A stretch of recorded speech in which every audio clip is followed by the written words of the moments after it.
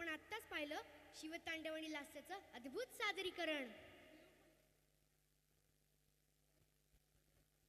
शिव केवळ देव नव्हे, नादाचा उगम डमरूच्या त्या पहिल्या ठोक्यातूनच सृष्टीचा, संगीताचा आणि कलेचा जन्म झाला.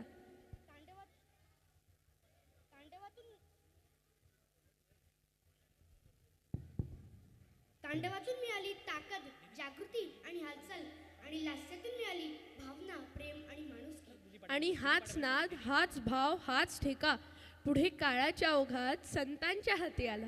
शिवाच्या नादातून जन्मलेलं संगीत संतांनी टाळ मृदुंगात गुंफलं, शब्दात ओतलं आणि जनतेपर्यंत पोहोचवलं. कीर्तन, अभंग, गवळण, भारूड ही फक्त करमणूक नव्हती, तर समाजाला जाग करणारी शिवप्रेरित कला होती.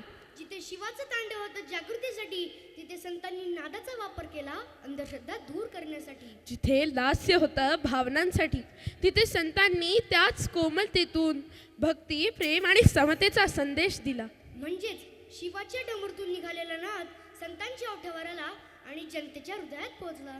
तर चला या नाद परंपरेच्या प्रवासात पुढे संतांच्या काळात डोकावूया, जिथे मनोरंजन होतं पण त्यामागे समाज प्रबोधनाचं ध्येय होतं, भक्तीचा मार्ग होता.